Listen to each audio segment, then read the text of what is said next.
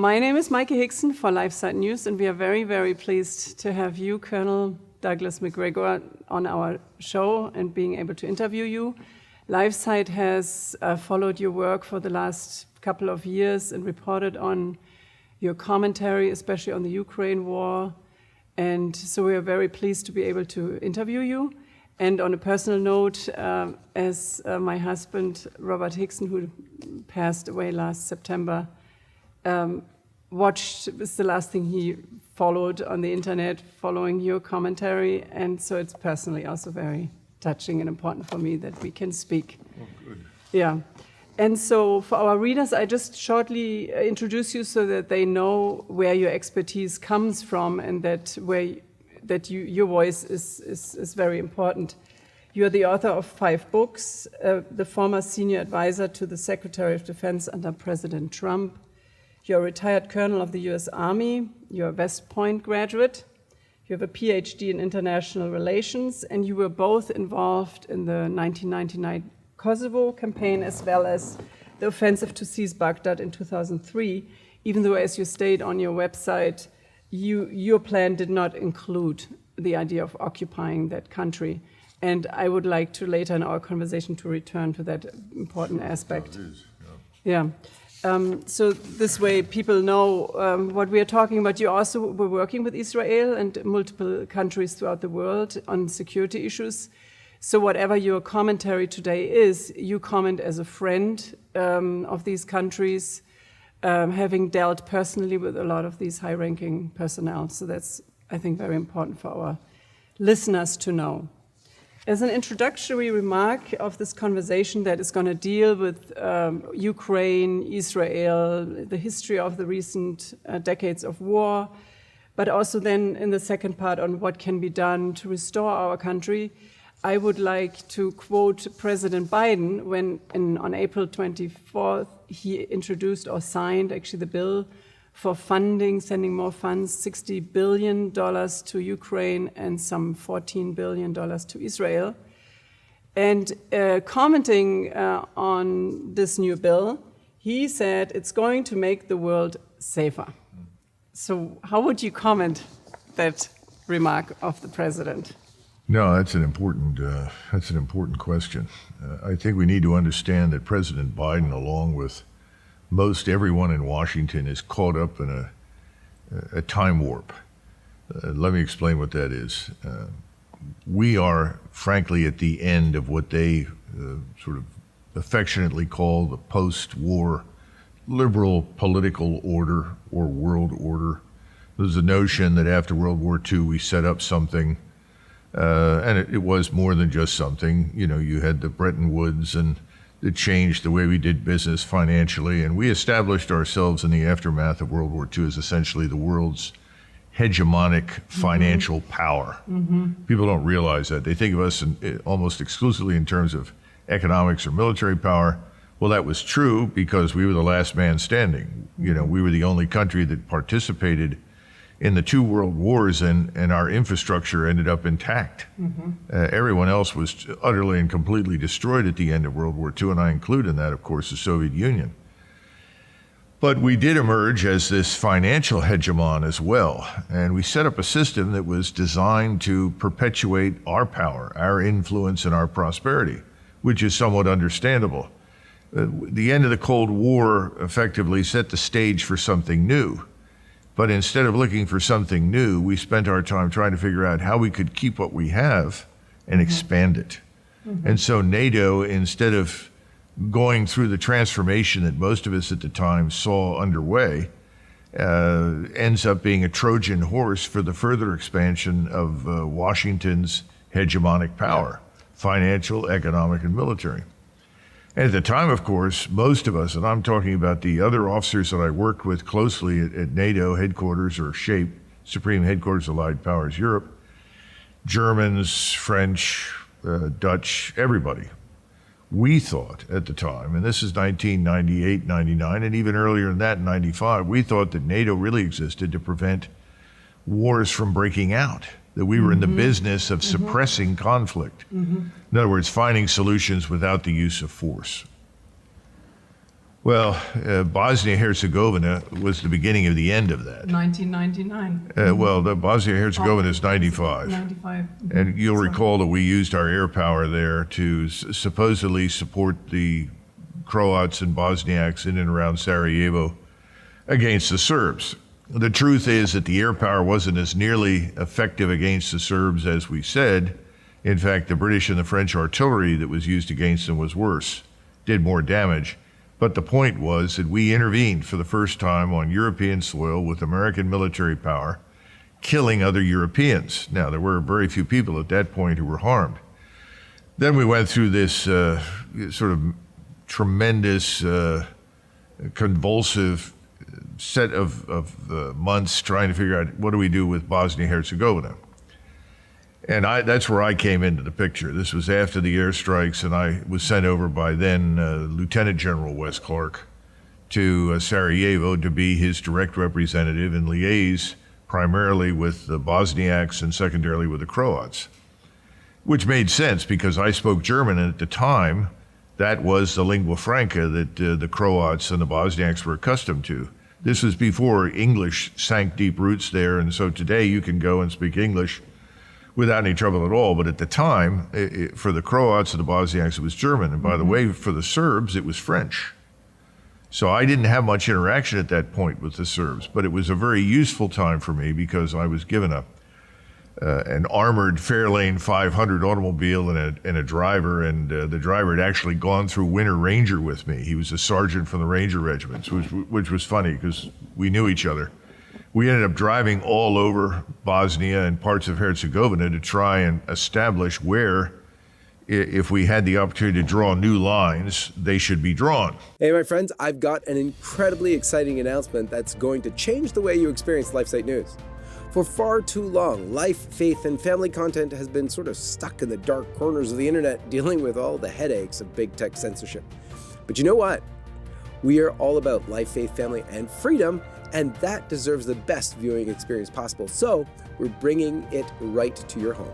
Get ready for LSN TV, a groundbreaking app and streaming service that'll bring the best of LifeSite News direct to your fingertips and your favorite streaming platform. No more censorship holding us back. And best of all, it is absolutely free. Now, you can dive headfirst into all things LifeSite News, whether you're on the go or cozy at home with your smart TV. LSN TV isn't just another streaming app, it's your ticket to unfiltered, unbiased content that lines up with your values. With LSN TV, you'll get all of our breaking news, watch all of our shows, including Faith and Reason, Bishop Strickland, Mother Miriam, The John Henry Weston Show, and more. Don't miss out on the hottest political updates from around the world, including the White House and Rome. Plus, we'll take you to faith-filled events like the March for Life, beautiful Eucharistic processions, the trucker protest, just to name a few. We've made it super easy for you to join the fun. LSN TV is up for grabs on both the Apple Store and Google Play. So whether you're Team iPhone or Android, we've got you covered. But that's not all. LSN TV isn't just for your phone. You can also stream our content on popular platforms like Roku, Fire, and Samsung Smart TV. Yep, we're everywhere you want us to be.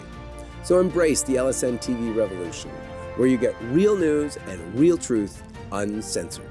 Join our community of like-minded men and women who appreciate unbiased content and unrestricted access in a whole new and immersive way. So, ladies and gentlemen, what are you waiting for? Share the word, get excited, and become part of the movement. I'll catch you on LSN TV, where the best stories come to life. So downloading the app is super easy. All you have to do is go over to the App Store and then type in LSN TV and hit search. And then just download the app. Once downloaded, you should be able to open it and then enter your own email address. And that is all you need to do. And after about a month or more of this, I guess about 5 weeks, I was suddenly summoned to return to Dayton, Ohio, where they were holding what they called the proximity talks, which is essentially a negotiating session with the various parties behind chain link fences under guards so no one could get in or get out, with Ambassador Holbrooke at the head of this business, and of course General Wes Clark there as the military deputy, who spent a lot of his time trying to compete with Holbrooke for control of and exploitation of information. I mean, the Byzantine politics behind all of it was entertaining. The one thing I can say is that eventually Holbrooke, to his credit, discovered that you cannot force the Serbs, the Bosniaks, and the Croats back into some sort of integrated, multi-ethnic, multi-cultural diversity paradise. I mean, after all these people had been killing each other, there was a lot of blood spilled. That wasn't going to work. And so he finally jettisoned that. There were lots of bizarre people, though, from London and Paris, and I would argue other places. Carl Bildt's an example. He was there from Sweden.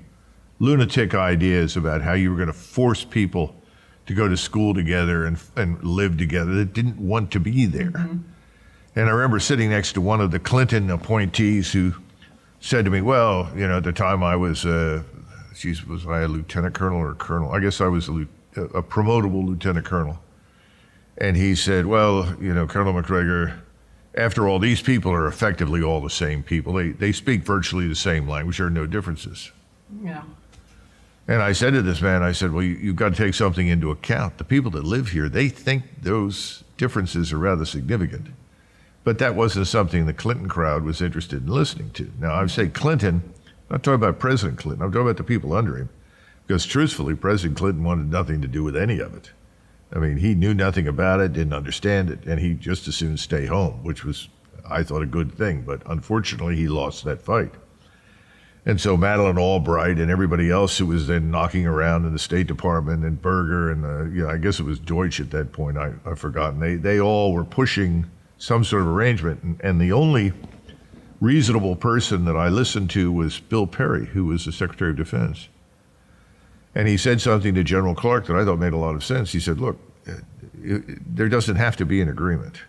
He said, no agreement is better than a bad agreement. Secondly, we don't want any agreement that commits U.S. forces for any long-term possibility to the Balkans. We don't want to mire U.S. forces in Bosnia-Herzegovina.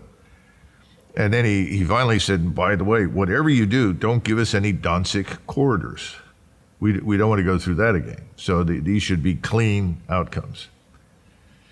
So then I'm back, and suddenly I'm told to put together a plan to draw maps. And a very, very nice guy was with me at the time who had been a brigade commander when I was at Fort Riley. He came in, and he was wonderful. And the two of us, we sat there and we tried to put together a series of arrangements, all of which were terribly meaningless because every time we drew a line somewhere, I was told by General Clark, you've got to draw it in a way that is beneficial to the Bosniaks, because they're not very good at military affairs. They're poor soldiers. So you've got to give them some advantage if there's a resumption of fighting. Okay, well, I'd been everywhere, so I had some appreciation for that, but it didn't work because the man at the time, Izetbegovic, whose real name was Izetbey, he was originally a Turk, and his ancestors had come from Anatolia.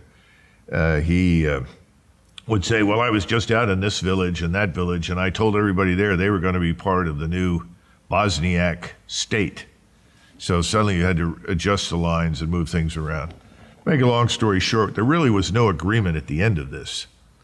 But there was a sort of almost a hand-driven written map by Holbrooke. And Holbrooke recognized there has to be a Croat area, there has to be a Serb area, there has to be a Bosniak area.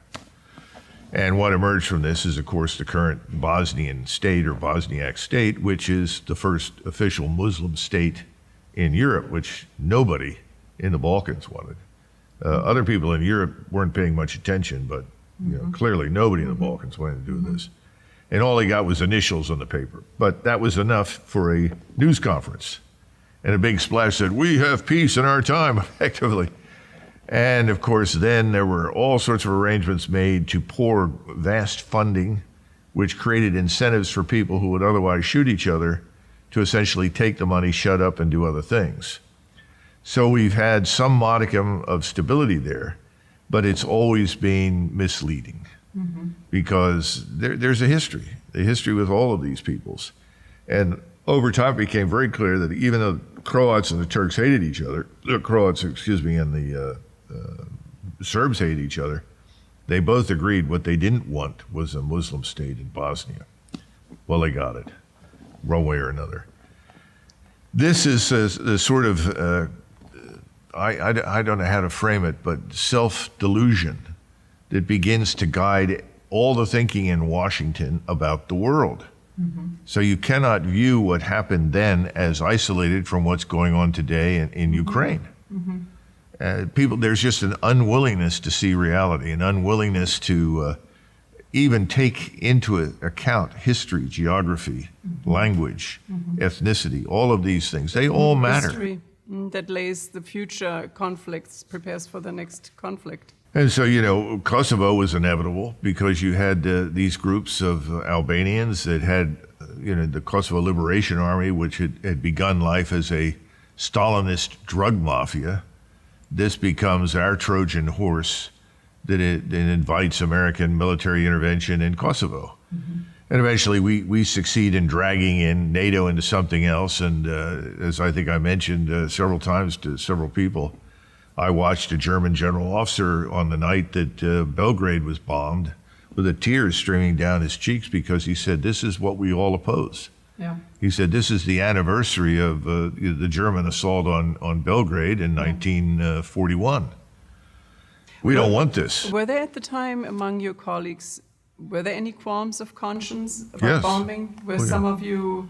Well, you got to understand, first of all, the Americans, for the most part, didn't know anything about it. And this is the sad part, that Americans are almost completely ignorant of the world beyond the borders of the United States. So if you tell them this group is bad, this group is good, well, they all sign up, okay, you know, what are we doing? What's the target set? Show me where we got to go. And that kind of was the mentality, particularly with the air and naval forces.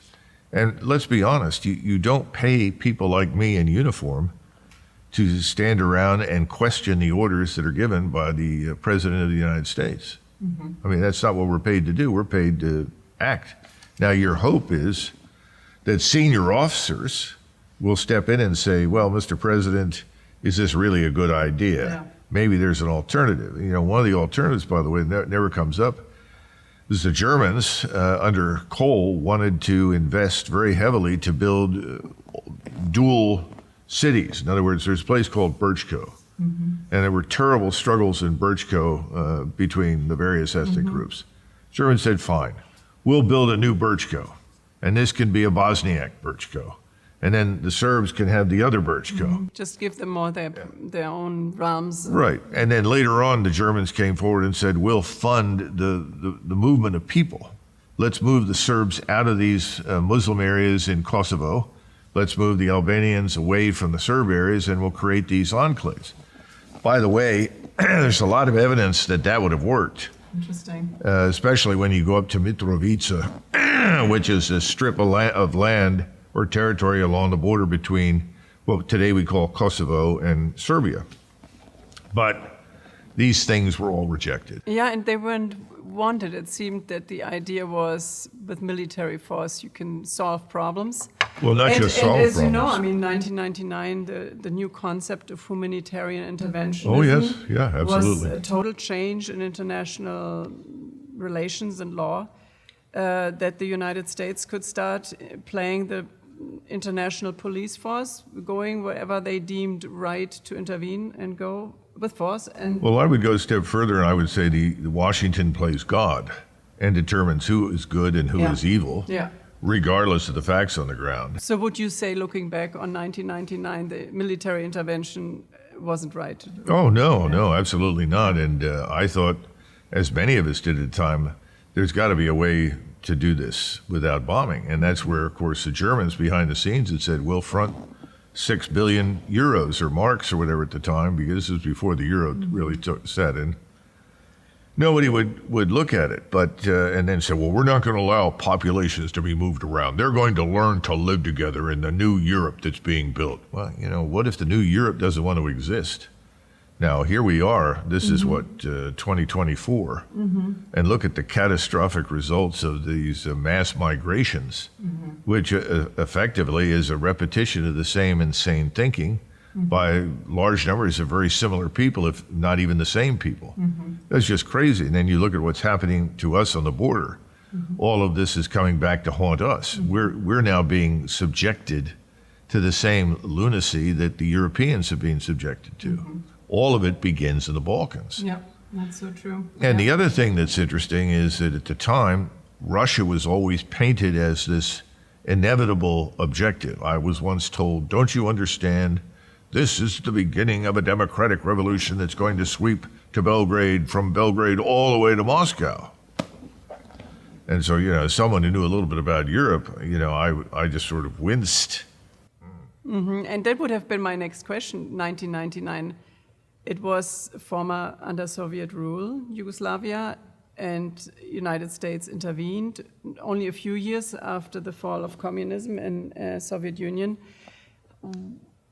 That was already an encroachment toward the former realm of the Soviet Union. And was there an angle to that intervention with regard to Russia? Yes. They really thought that it would be a start of a democratization, but it was then also an Americanization. I mean, the idea was already then essentially we start with Kosovo and wind up in Moscow, and everything comes under our rule. Well, I think... Essentially, I mean, we would... Effectively, yes. In other words, the American financial hegemony, political hegemony, and potentially military hegemony is all preserved, and ultimately everyone falls under it in the new world order. But at the time, when I heard this statement about Moscow, I just concluded these people have lost their minds. But later, looking back, Absolutely. Now the last 25 years, it starts making, there is a consistency of that. Yeah, and I think that's something that you just mentioned that people don't realize, that Yugoslavia and the former Soviet Union were similar. They were multi-ethnic, multinational. And easily to be manipulated. Oh, very much Easily so. to be stirred up. Very much so. And you had this sort of outburst of energy and frustration and anger that came about in Yugoslavia. We then, on humanitarian grounds, saw this as an opportunity to intervene. Yeah. Russia then comes apart at the seams, or Soviet Union does. And then you have, of course, the Solzhenitsyn solution, which is we need to get away from all these other peoples.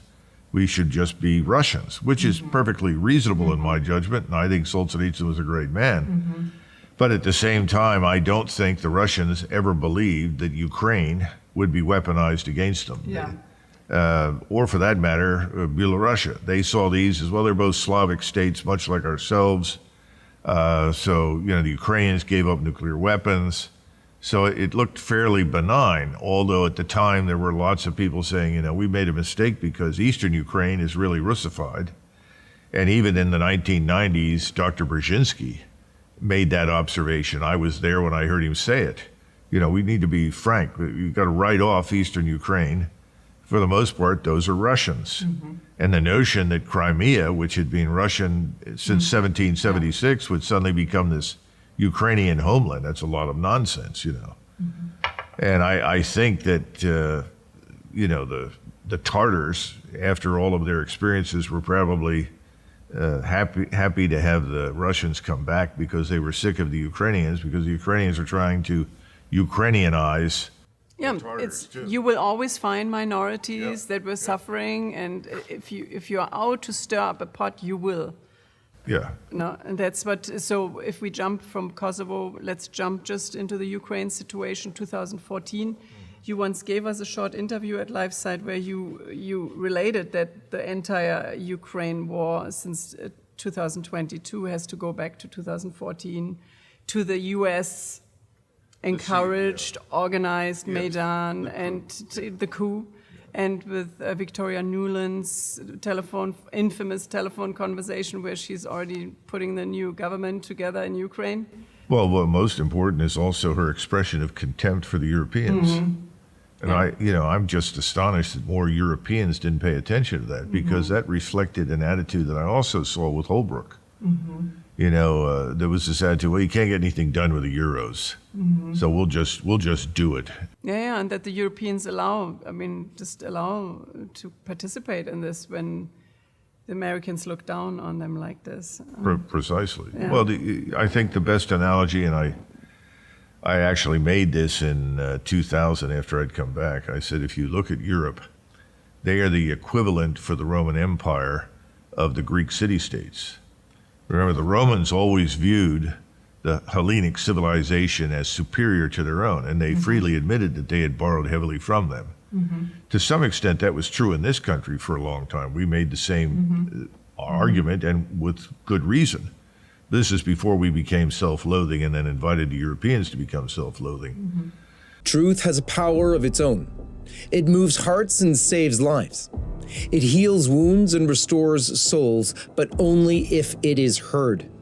That's why our enemies are working nonstop to suppress the truth. That's why LifeSiteNews is the most censored life, faith, and family news source in the world. They are working to keep you in the dark. They are working overtime to make you feel alone and forgotten. But God says, I will never forget you. God never leaves us without hope of victory. And LifeSiteNews will never stop sharing the truth that sets us free. We will tell the truth without fear. We will tell the truth without compromise. And as mainstream platforms silence us, we will build our own. That's why I'm pleased to announce today the launch of the new LSN TV app, which can bring all of LifeSiteNews' top video content direct to your phone, tablet, computer, and TV so that you can bypass the censors and keep fighting with us for life, faith, family, and freedom. Don't be alone in the darkness. We've been canceled. Fight the cancellation. Download the app. But I think we took this too far. We decided that the Greek city-states would become obedient vassals. Yeah. And they have. Yeah. Which is deeply disturbing. But I suppose this is from decades of unearned prosperity, you might say, and unearned peace. You know, I remember when I was an exchange student in Germany, people used to, that was back in 1969, several Germans would say, Douglas, we've never had it this good. We've never lived this well. This is the best standard of living we've ever had, and we want this to continue. Well, these were people that were born during the First World War or earlier making these observations. They knew what it was like, and they had been part of the rebuilding process. You know, we didn't rebuild Germany, the Germans did. We did not rebuild Japan, the Japanese did. That's what we fail to realize that. Now, did we help? Obviously. We promoted a lot of the right things and policies, but my favorite example of this, because this is a problem we Americans have. We have this false view of the past. Well, look, we beat everybody in World War II. No, we didn't. Secondly, well, we rebuilt Germany. Germany's what it is because of us. No, that's not true. Same thing in Japan. I think his name was, I can't remember, maybe it was General Walker, who was the commander of the U.S. occupation. I could have the name wrong. It's a long time since I looked at this. But he was speaking to to Ludwig Erhard. He had summoned Ludwig Erhard to his office because Erhard, without consulting the Allied Control Commission, made the decision to float the mark. In other words, he was living at the time after World War II with the price fixing and wage fixing that had been established during the Second World War by Hitler. And after the war ended, this continued. And he said, well, this is disastrous. We're never going to come out of this mess unless we float the mark and build a truly free market. And he did this without being asked. And the general said to him, why didn't you come to me and tell me that you wanted to do this, and then we could have gone to the Allied Commission? He said, because they would have said no. And the general recounted, he said, you're right. Let's go have lunch. And he said he controlled the German occupation. It was the rebuilding of Germany.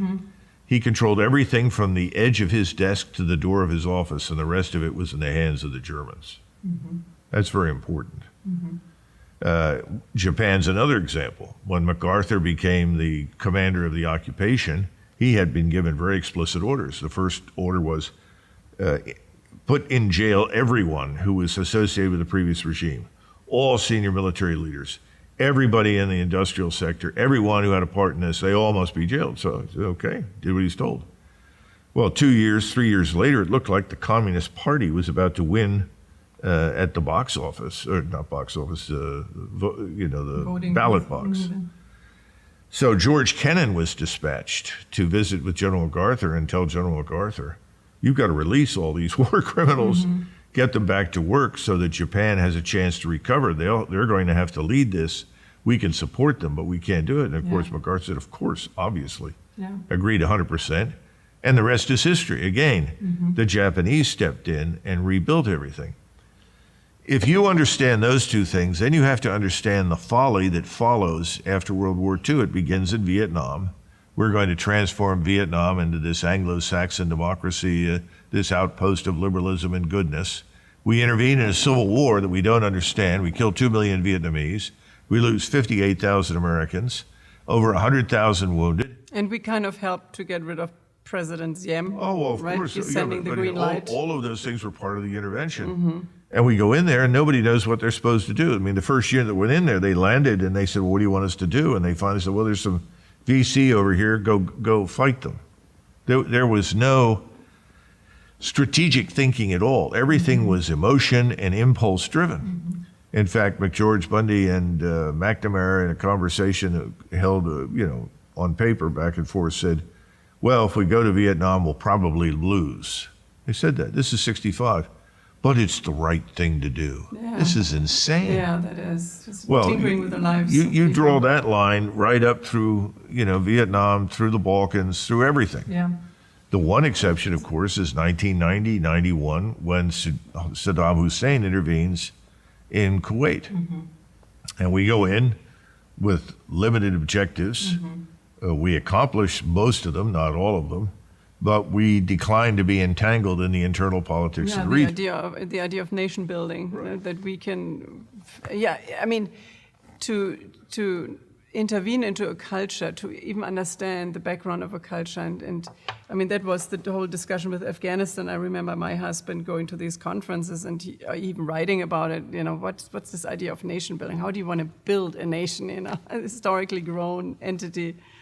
But it's this hubris, this arrogance after World War II that has built up and there was never a reality check, it seems, to correct it or to become more of a cooperative player, of collaborator, of trying to find good solutions for things without just... The thing that I think is interesting is that the senior military leaders at the time, certainly the Germans and the British that I dealt with, they thought this was lunacy. Which one now, Vietnam? Or? No, we're talking about it in the 90s.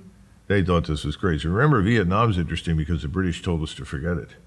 They had no intention of participating in it, which was a very wise move. Yeah. But the point is that I think there were lots of people in the 90s that thought this was a bad idea. I know that the senior military leadership in the U.S. Army felt that way, because when I was an officer in the War Plans Division, this is where your Army strategic planning takes place, and I was the what they call the white War Plans officer, responsible for all of the standard contingencies, as opposed to the black War Plans officer who is dealing with all these special ops things, which frankly I didn't want anything to do with. I just didn't want to get involved in that committee.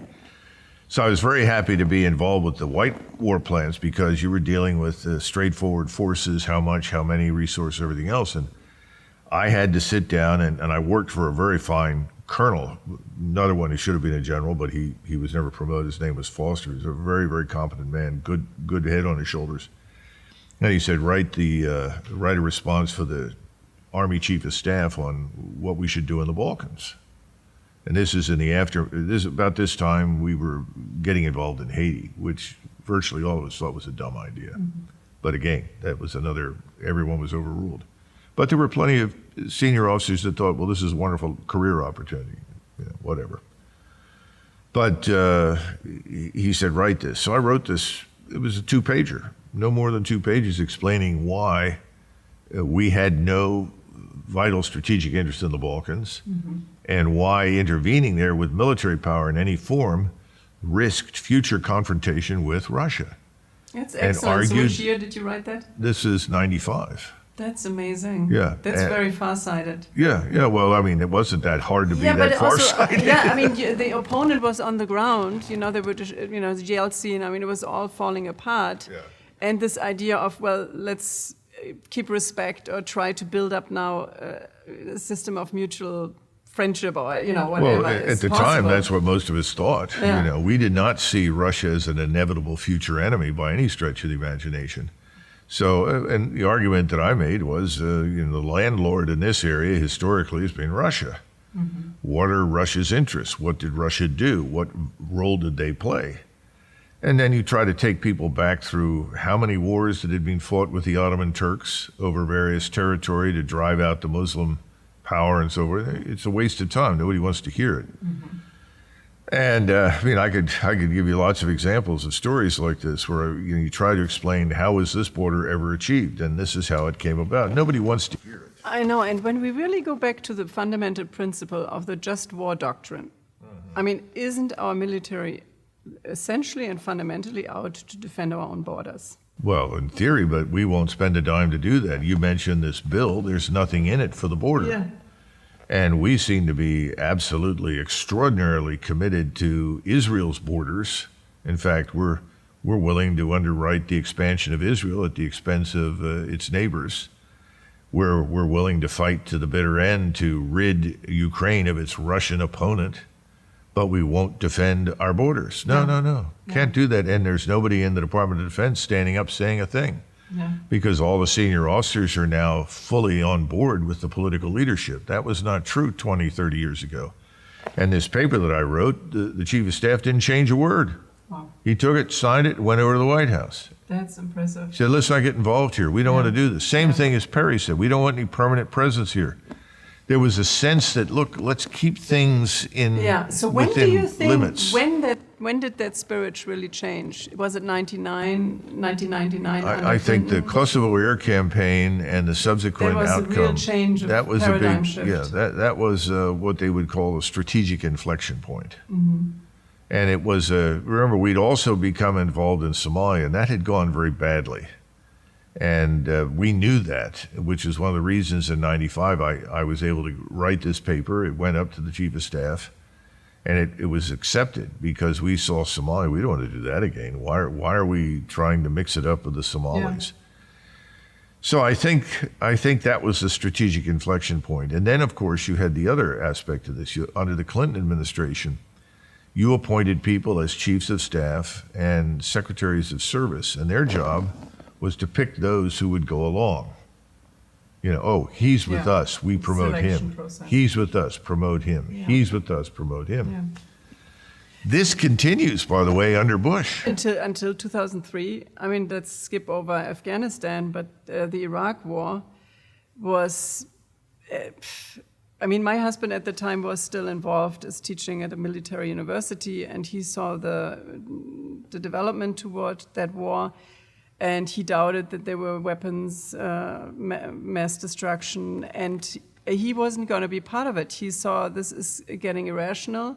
What were the war aims? What were the peace aims? What were we doing in Iraq, Colonel Macgregor? Well, we have this thing, we talk about this in the U.S. Army frequently. We try to train commanders of units, battalion above, three things: purpose, method, end state. What's the purpose of the operation that you're about to conduct? How are you going to do it? Mm-hmm. And what do you want it to look like when it's over? Mm-hmm. In other words, where do you want to end up on the map? Literally. Mm-hmm. And with what size force, with what capability? Because as soon as you fight, as soon as you move, you begin to lose people and equipment. That's a good formulation. And I wrote a piece called Refusing Battle, where I took this and said, this has to be ingrained in everything that we do. Well, it's absolutely ignored because the purpose is always bizarre and unattainable. Mm-hmm. If you question the purpose, well, you're against us. Mm-hmm. He's an enemy. Exactly. So I remember my husband speaking up at these conferences before the Iraq War, and there were people who wouldn't show up at the seminars anymore. You're against the war. This was the level of discourse. Isn't there someone based on his ethical understanding who had serious objections? So you were involved in that war at the beginning. But you mean in Afghanistan? Iraq, 2003. Iraq, but then you fairly soon kind of faded out. Well, what happened with Afghanistan had an impact in the sense that it seemed to go quickly. Mm-hmm. was But success. it seemed to go quickly, and people said, well, this didn't turn out to be as bad as we thought. And remember, you now have a different set of leaders. You had this man, Shinseki, who was a favorite of the left. And he told his inner circle, this is a wonderful opportunity for the U.S. Army, both Afghanistan and subsequently Iraq. And people said, what's the opportunity? Well, this will help us justify our 10-division structure and end strength for the next 20 years. Because we can bring in divisions and let them sit here the way they have in Korea or Germany. So our force structure will be preserved. And of course, see, I was already in trouble because I had written a book called Breaking the Phalanx, where I said the force structure needs to change. We're not going to fight in the future the way we have in the past. The Cold War is over. We have a different set of potential adversaries and so forth. And that didn't go down because everybody's emphasis in military affairs at the top was keep everything as it is. And so they began to look at the opportunities for intervention as opportunities to keep things the way they are, keep up the end strength. Keep it justified. Right. Keep the money flowing and so forth. But what kind of thinking about human lives that, how many civilians get killed? This is cynical. Well, remember that the people that were going to raise objections to that in the 1990s after Desert Storm, they were weeded out. Yeah. So if somebody thought you were going to stand up and Have be a moral counted, conscience. we got to get rid of him. Yeah. He's good. He's not a good guy. Yeah. Yeah, and then we have this, and you might also be able to tell us something about the neocons that gained a lot of power in 1996 with Robert Kagan and the crowd that wanted to argue to go into all these, Syria, Wolfowitz. Well, it really begins more than anything else with Paul Wolfowitz because he penned a memorandum, which all you have to do is Google his name, and it'll take you to the memorandum that he wrote, which was essentially a warmed-over version of Trotsky's perpetual revolution. And he was arguing that, we now had the opportunity because we were the last man standing, the only true superpower, to effectively build a new world order and reshape the world in our image. And of course, that's the kind of thing that Trotsky argued. Of course, it all fell apart in the war with Poland when the Poles defeated the Soviets and drove them back into the country. And that was the beginning of Stalin, because Stalin, in contrast to Trotsky, Stalin was not stupid. He was a highly intelligent. There was in the driving back the Pole. That was in 1920. 1920. That was in 1920, and it was devastating. The Red Armies were destroyed. Stalin had been part of it down on the southern flank, but Stalin was always opposed to it because he said, "You don't understand. It doesn't matter what you think you can do or say to the Poles. They're anti-Russian. You can't convert these people." You're not going to go into Poland and be welcomed. Trotsky had in his mind, well, the workers in Poland, and then we break through and we'll be welcomed by the workers in Germany, because all the Bolsheviks wanted Germany because they saw Germany as the true fatherland of socialism. Karl Marx. Well, anyway, but it scared the Germans so much so that they, of course, looked for help against the Bolsheviks. But the point I'm trying to make is this was Wolfowitz in the same mentality with this kind of revolutionary spirit. That we're going to go everywhere and reshape everything and change everything, and we have this instrument, the American military. The American military is obviously invincible, invulnerable. It cannot be challenged, and that was the lesson everybody thought they'd learned from 91. And when he turned around to people subsequently, he said, well, our troops did perform brilliantly, and our weapon systems were very good, but this was not a particularly good enemy, in the sense this was not a very strong, powerful force that we were facing. Iraq in 1991. Exactly. So the question is, did Saddam Hussein intend to attack the United States of America that would justify any military engagement? Well, that becomes the next step. See, and this is pre-Wolfowitz. Remember, in Vietnam, people argued repeatedly. I remember listening to Lyndon Johnson when I was growing up in the 60s, and he'd say, we have to understand that if we don't stop them now in Vietnam, we'll be fighting them in Los Angeles. Well, that's absurd. Yeah.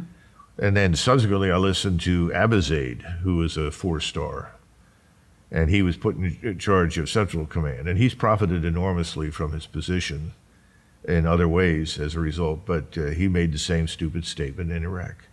He said, if we don't fight these people now and defeat them in Iraq, we'll be fighting them in the United States.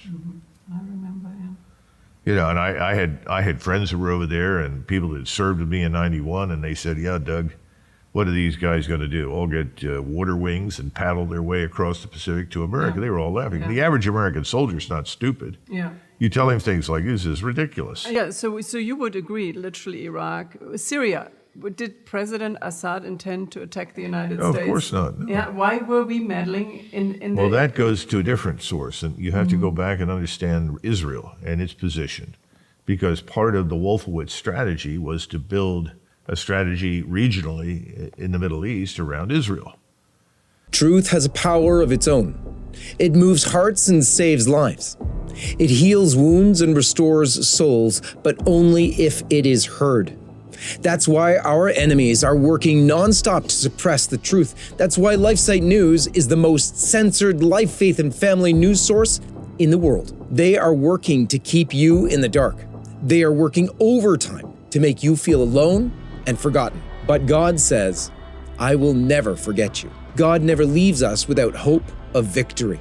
And LifeSiteNews will never stop sharing the truth that sets us free. We will tell the truth without fear. We will tell the truth without compromise. And as mainstream platforms silence us, we will build our own. That's why I'm pleased to announce today the launch of the new LSN TV app, which can bring all of LifeSiteNews' top video content direct to your phone, tablet, computer, and TV so that you can bypass the censors and keep fighting with us for life, faith, family, and freedom. Don't be alone in the darkness. We've been canceled. Fight the cancellation. Download the app. And when we eventually go into Iraq, and he is the one that, first of all, let's go back. You know, you talked about what I had been asked to plan, which I did, and I provided. That was the advance on Baghdad. Nobody I met at CENTCOM, and that includes General Tommy Franks, and none of the people that I talked to down there, the planners, no one was prepared to occupy anything, and no one thought there was a plan to do it, and everybody agreed it was a bad idea. The only difference between me and the rest of these people was that I thought that it was a fairly straightforward affair to remove Saddam and put another bunch of generals in there, declare victory, tell these people, we'll do business with you if you do business with us. If you won't, we'll come back and we'll remove you. But that wasn't the mentality in Washington. The mentality changed in the sense that they said, okay, this was an easy victory. Well, of course it was an easy victory. The country was in ruins. We destroyed it, you know. So what did you expect? But there were also people in the Air Force, you know, oh, we have to bomb this, we have to do this. And I argue you don't need an air campaign. All you need to do is drive to Baghdad. And I had lots of other people say that, and just drive there with your, you know, with a column of troops. I had a British general told me I'd go with 15,000. But no one wanted to occupy the place, and everybody wanted to keep the administration, the Iraqi army intact, you know. So pay them, get them started. You know, you want them on your side and help establish a new regime that'll be friendly to us. And one of the reasons for going in there was clearly to help Israel's position strategically. Now, how? And this is important. I didn't know it at the time. I found out about a year or two later from someone else who was very close to Wolfowitz that Wolfowitz had called up Scooter Libby, you've heard his name, working for Cheney, and said, I want to see the president. So, you know, he comes over and they see Cheney, and he tells Cheney what he wants to do, and then Cheney brings him into the Oval Office. And, you know, apparently Cheney knocked on the door and said, boss, you know, Paul is here, and he's got a proposal. I think you should listen to him. Okay, come on in, Paul, you know. He goes in there and he says, you know, Iraq was weaker than we thought. You know, and I was one of the ones that kept saying, it's very, very weak. You're not going to need much. You don't need to destroy anything, but whatever. And in fact, later on, I was told by Newt Gingrich that several people, including Cheney and others, had said, yeah, this guy Macgregor was right. It's even weaker than we thought. But they didn't understand what to do with that. But instead what they did, what Paul Wolfowitz went in there and said, well, Mr. President, we have a brilliant opportunity. We have the opportunity to create the first Arab democracy in the region, and it will be friendly to Israel. And Bush said, okay, guys, let's do it. Or something like that. Yeah, but when you think about this, so American soldiers died over there to serve the interests of Israel. Well, partially. I mean, there Partially, was you know, another that's- reason. There was another reason that you wanted to go in, and I understand the WMD fear, although it was unfounded. But there was another bigger reason at the time, and very few Americans ever heard it. I'm sorry that Secretary of State Powell didn't tell everybody this. And that was that the Europeans and other nations, so the Russians obviously, and the Chinese and others in Asia, Japanese included, all wanted the sanctions on Iraq lifted because they wanted the oil and gas that Iraq could provide. Mm-hmm. And the argument was, if we don't do something soon, these sanctions will be lifted, and then Saddam Hussein will be flush with cash again.